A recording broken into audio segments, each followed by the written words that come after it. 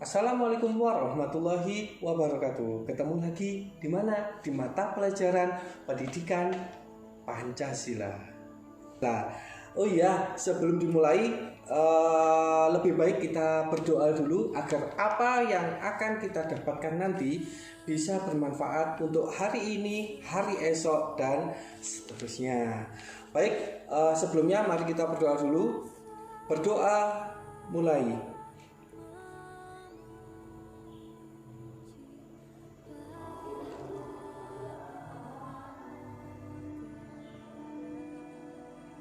Selesai. Oke, anak-anak, sebelum pelajaran kita mulai, saya absen dulu ya, biar tahu siapa yang masuk dan siapa yang tidak masuk. Kemudian yang ikut secara virtual tidak saya absen, tapi bisa mengisi absen pendaftaran di mana? Di link yang sudah dibagi di grupnya masing-masing. Oke, saya absen dulu ya. Yang pertama,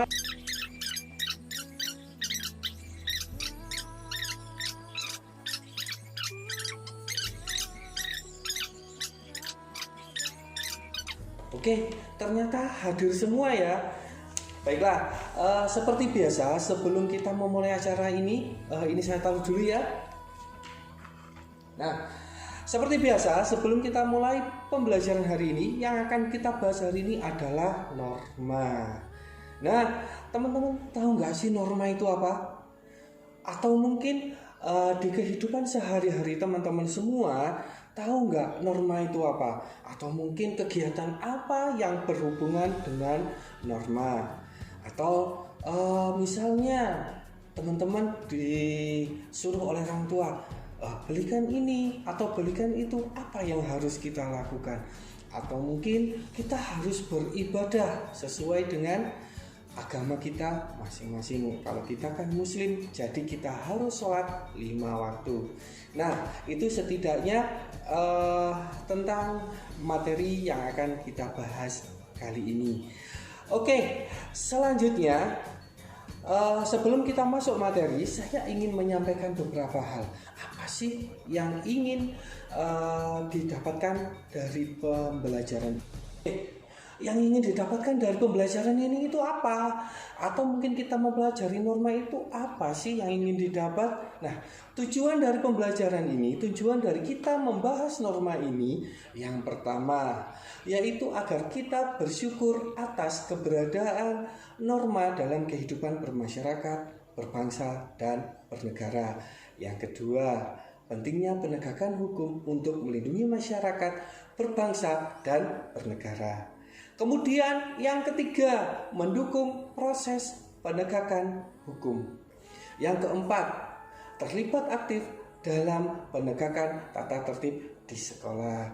Nah, jadi teman-teman, di samping kita harus tertib di dalam sekolah, kita juga harus terlibat aktif sebagai penegak tata tertib di sekolah. Karena penegakan tata tertib sekolah berawal dari diri kita masing-masing.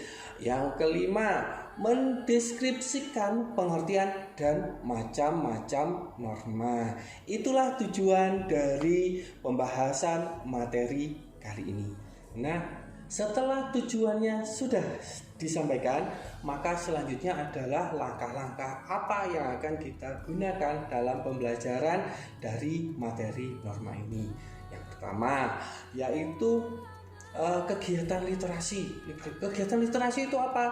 Nanti teman-teman bisa membaca buku atau membaca modul yang sudah saya bagikan tadi, atau mungkin saya akan memberikan sedikit materi tentang norma tersebut. Kemudian yang kedua adalah kegiatan critical thinking. Critical thinking itu seperti apa? Nah, nanti teman-teman silahkan menganalisa dari contoh-contoh yang ada di lingkungan sekitar kita. Kemudian ada kolaborasi, komunikasi, dan kegiatan kreativitas. Nah, itu bisa dilaksanakan nanti pada akhir sesi ini atau mungkin sebagai tugas teman-teman di rumah. Entah itu membuat kelompok atau mungkin bekerja sama dalam satu tema tentang norma. Nah, itu tadi sedikit pembukaan dari saya. Kemudian kita sekarang masuk ke dalam materi norma itu sendiri. Baiklah, kita lanjut ya. Sekarang kita masuk di dalam inti dari materi kita. Yang pertama adalah norma. Nah, norma itu apa? Oke, sebelum kita lanjut kepada norma, yang pertama harus kita pelajari adalah pengertian dari norma. Sebelum kita masuk ke inti dari pengertian tentang norma, kita bisa lihat beberapa gambar berikut ini. Ini yang pertama. Bisa dilihat gambarnya tentang apa ini? Nah, ini adalah tentang upacara adat yang ada di daerah Bali. Kemudian ada beberapa gambar lagi. Nah, ini yang kedua. Kemudian yang ketiga, bagaimana sih perilaku kita sebagai anak kepada orang tua? Harus bagaimana? Kepada orang yang lebih tua kita harus melakukan apa?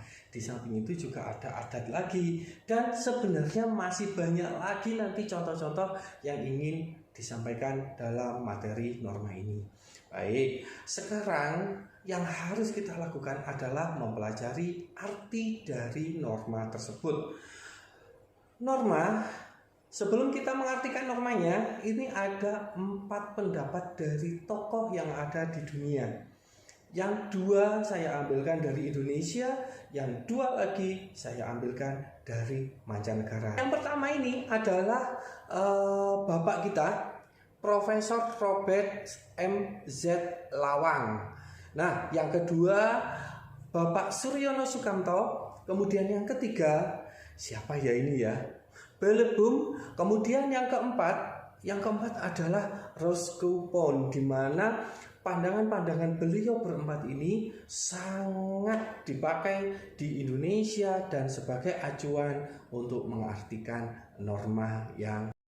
Pengertian dari norma yang pertama menurut Bapak Profesor Robert Markus Zaka Lawang, di mana norma adalah acuan tingkah laku dalam suatu kelompok tertentu.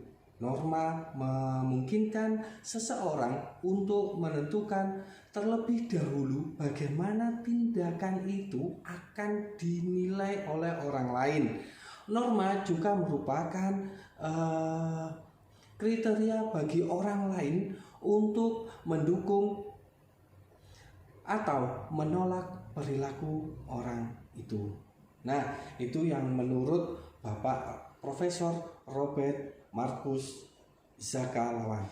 Kemudian menurut Profesor Suryono Sukanto, norma adalah seperangkat aturan agar hubungan di dalam suatu masyarakat terlaksana sebagaimana yang diharapkan. Norma-norma mengalami proses pelembagaan. Adapun yang dimaksud pelembagaan adalah suatu proses yang dilewati oleh suatu norma kemasyarakat yang baru untuk menjadi bagian dari salah satu lembaga masyarakat, sehingga norma tersebut bisa dikenal secara luas, bisa diakui, bisa juga dihargai, dan kemudian ditaati dalam kehidupan sehari-hari.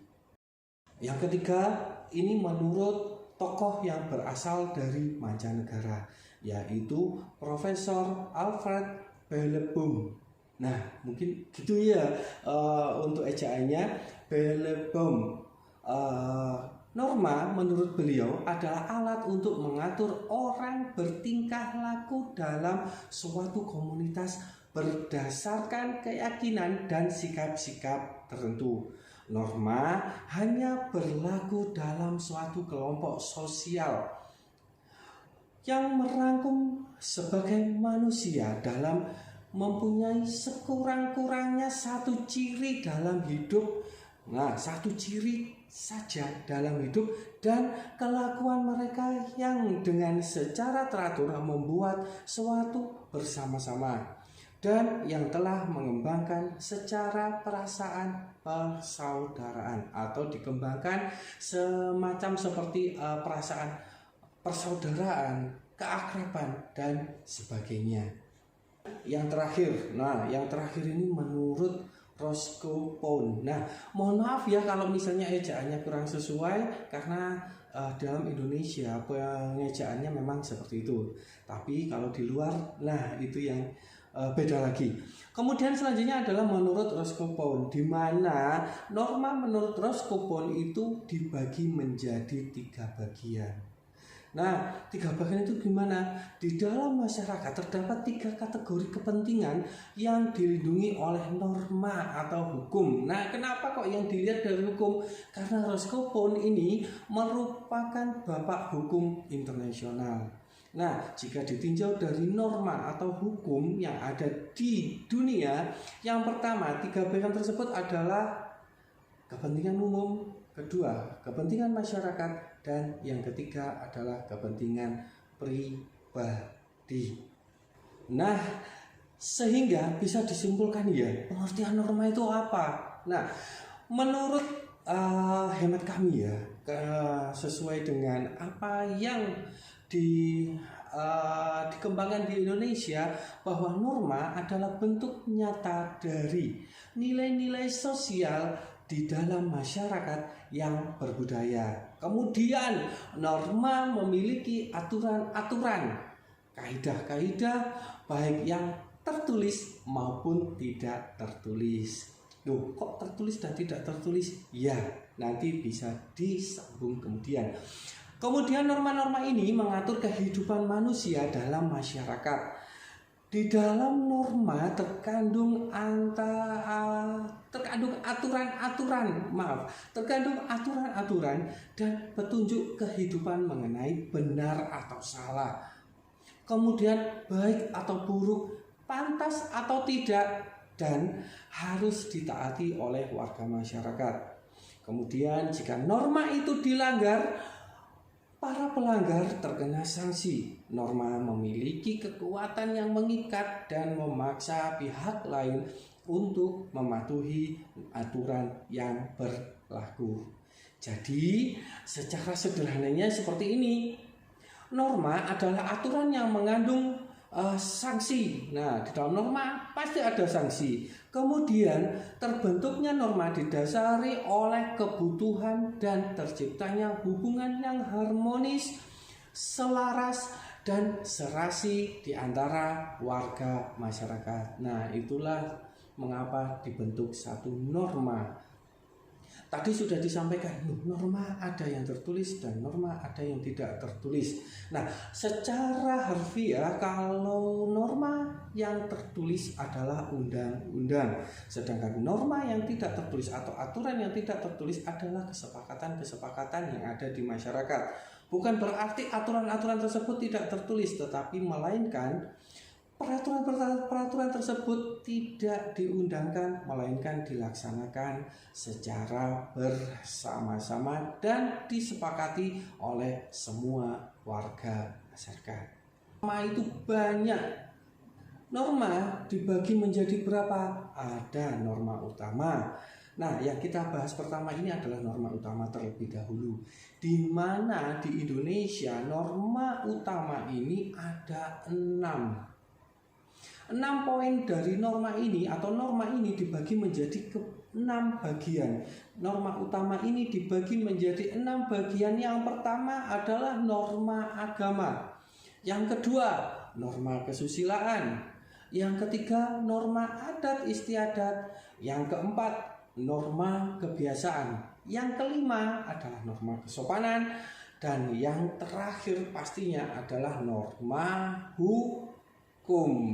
Nah, penjelasan dari 6 norma tersebut, yang pertama adalah norma agama, di mana norma agama merupakan peraturan atau petunjuk hidup yang memuat perintah-perintah atau memuat larangan-larangan dan anjuran-anjuran yang bersumber dari Tuhan.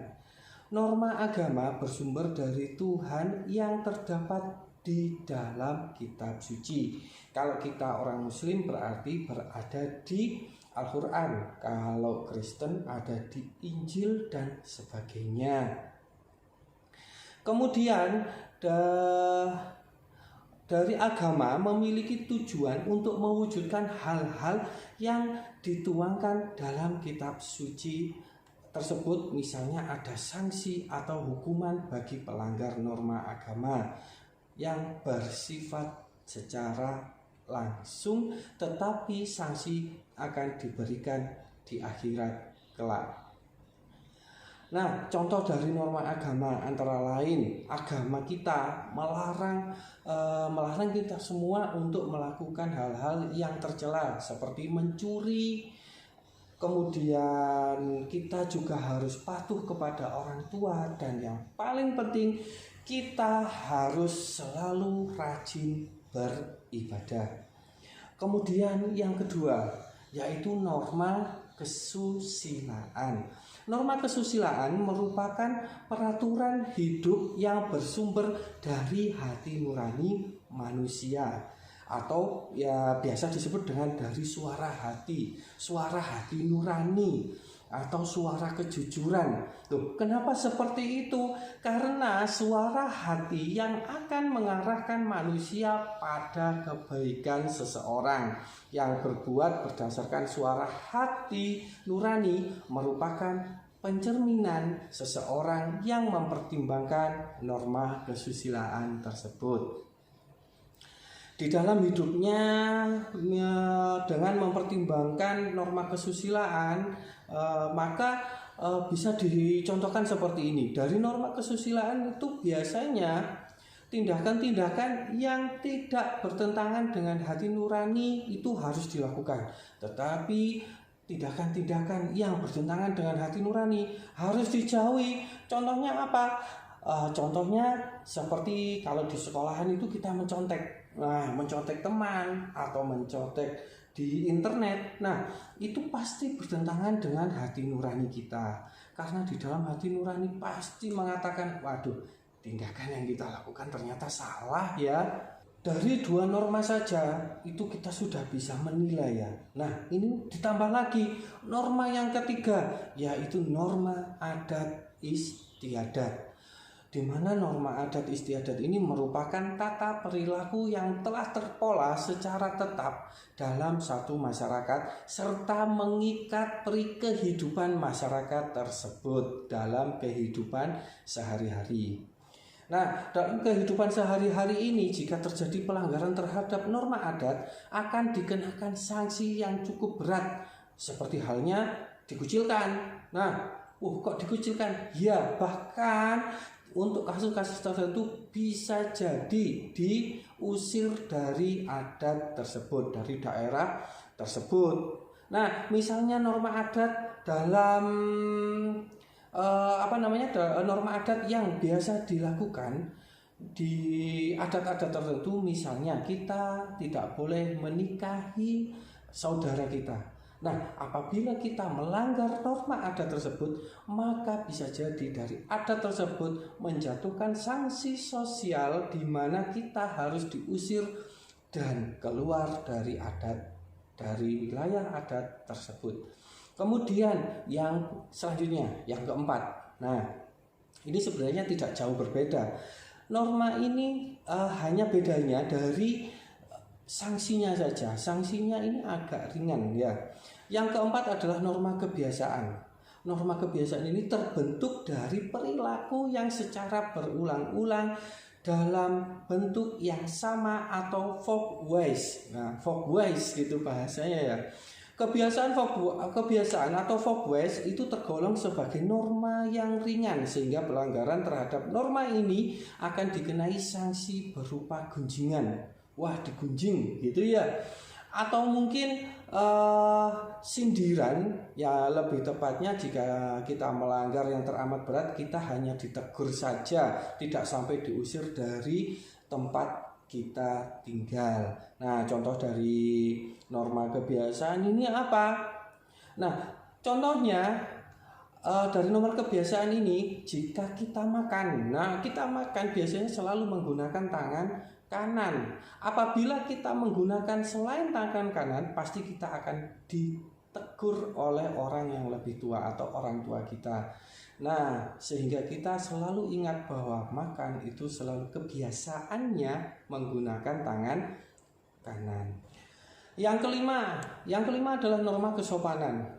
Merupakan norma yang timbul dan diadakan oleh masyarakat itu sendiri untuk saling menghormati. Ingat, untuk saling menghormati. Ukuran dari norma kesopanan adalah kepantasan, kemudian kebiasaan atau kepatutan yang berlaku dalam sebuah masyarakat. Contoh dari norma ini adalah apabila ada orang yang lebih membutuhkan tempat duduk di dalam kendaraan umum atau di tempat-tempat umum, sedangkan kita sudah duduk. Kemudian ada orang yang lebih membutuhkan kayak orang tua atau ibu-ibu yang sedang hamil, maka sepatutnya kita berdiri dan memberikan tempat duduk kita kepada orang tersebut karena orang tersebut lebih membutuhkan. Kemudian yang keenam, yang keenam adalah norma hukum. Hukum kita ketemu lagi dan tidak asing di dunia kita sehari-hari. Dalam interaksi kita selalu sering mendengar bahasa-bahasa norma hukum. Norma hukum merupakan norma yang dibuat oleh pemerintah. Norma hukum ini ada dikarenakan ada beberapa norma yang mungkin tidak terlalu kuat dalam bentuk sanksinya, sehingga masyarakat, kok masyarakat kurang tertib, masyarakat kurang disiplin. Akhirnya pemerintah membuat norma hukum. Nah, karena norma-norma tersebut mungkin sanksinya tadi kurang kuat ya, akhirnya norma hukum dibentuk. Karena norma hukum ini ada sanksi yang tegas, dan sanksi ini memang untuk menertibkan masyarakat. Nah, jika kita melanggar norma hukum, pasti sanksinya kita akan dihukum. Nah, contohnya ini. Contohnya apabila kita memiliki sepeda motor, kemudian kita merubah knalpotnya dengan knalpot yang bising, misalnya seperti itu. Maka jika ada aparat penegak hukum, pasti kita akan kena sanksi. Setidaknya kita akan diberhentikan, kemudian kita akan ditegur. Setelah ditegur, kita pasti kena tilang atau setidaknya kita diwajibkan merubah knalpot kita menjadi knalpot yang standar atau kembali standar lagi. Dari materi-materi yang sudah saya sampaikan tadi ya, sedikit penjelasan ini pasti membuat bingung. Apakah ada pertanyaan? Nah, kalau ada pertanyaan nanti silahkan ditulis di kolom chatting yang dari link yang sudah saya bagi di grupnya masing-masing. Kemudian bisa disampaikan kepada saya untuk dibahas pada pertemuan selanjutnya. Karena kegiatan selanjutnya ini tidak kalah penting. Nah, tidak kalah penting kita masuk kepada sesi yang ketiga atau sesi critical thinking ya. Critical thinking ini kita diajarkan untuk berpikir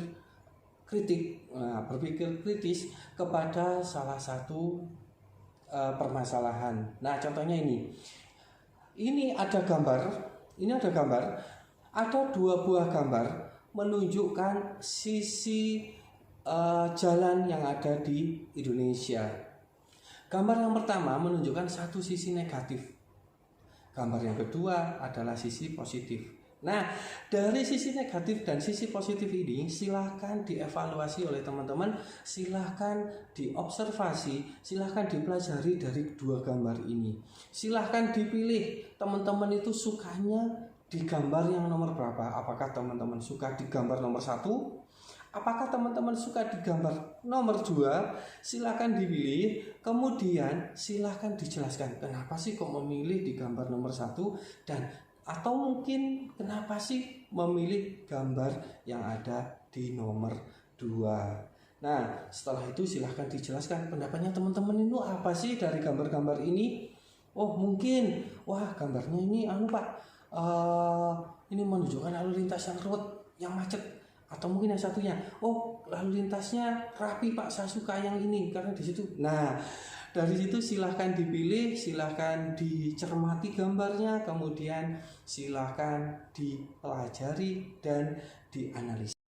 Dari awal hingga akhir ini bisa kita simpulkan bahwasanya norma-norma yang ada di Indonesia bahwa berasal dari pengertiannya itu sendiri. Norma adalah bentuk nyata dari nilai-nilai sosial. Nilai-nilai sosial itu adalah nilai-nilai yang ada di dalam masyarakat yang luas, kemudian masyarakat yang berbudaya, kemudian juga masyarakat yang memiliki aturan-aturan dan kaidah-kaidah baik yang tertulis maupun yang tidak tertulis. Yang tertulis seperti norma hukum itu pasti tertulis. Sedangkan norma-norma yang tidak tertulis seperti norma kesopanan, norma kebiasaan dan sebagainya. Nah, ada satu hal yang perlu kita garis bawahi, jika norma itu dilanggar, maka para pelanggar akan mendapatkan sanksi. Baik sanksi yang kekuatannya sangat kuat ataupun sanksi yang tidak sangat kuat. Nah, sanksi yang sangat berat bisa dijatuhkan dari beberapa norma seperti norma hukum, dan norma hukum pun juga tidak selalu memberikan sanksi yang berat, tergantung dari pelanggarannya. Kemudian jadi bisa kita simpulkan titik akhirnya di mana secara sederhana pengertian norma adalah aturan yang mengandung sanksi dan terbentuknya norma didasari oleh kebutuhan demi terciptanya hubungan yang harmonis, selaras dan serasi antara warga masyarakat. Nah, itu kesimpulannya. Kemudian teman-teman jangan lupa tadi ada tugas yang belum terselesaikan. Silahkan membuat kelompok. Dari kelompok itu bisa dibagi. Nomor absennya mulai dari nomor absen 1 sampai nomor absen 6. Silahkan membentuk satu kelompok. Begitu seterusnya, di mana satu kelompok terdiri dari 6 orang. Nah, satu kelompok terdiri dari 6 orang, kemudian nanti akan terbentuk setidaknya dalam kelas ini ada 5 kelompok. Kemudian dari tugas yang ada tadi menganalisa gambar, silahkan dituangkan dalam bentuk tulis. Demikian pembelajaran hari ini yang bisa saya sampaikan. Apabila teman-teman ada pertanyaan, nanti bisa ditanyakan langsung setelah sesi pembelajaran, bisa juga melalui chatting WA atau mungkin di akun-akun yang lain. Baik, sebelum saya akhiri, nanti jika ada pertanyaan, saya ulangi lagi, bisa disampaikan secara langsung kepada saya atau mungkin kepada akun-akun yang sudah saya bagikan. Sebelum saya akhiri, seperti peribahasa mengatakan tiada gading yang tak retak.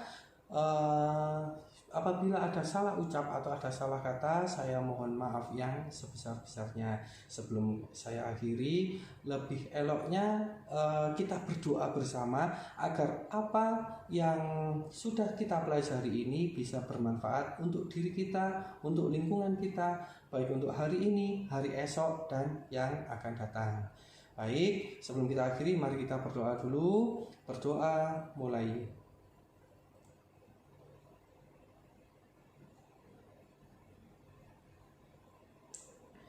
Berdoa selesai, saya akhiri. Wassalamualaikum warahmatullahi wabarakatuh.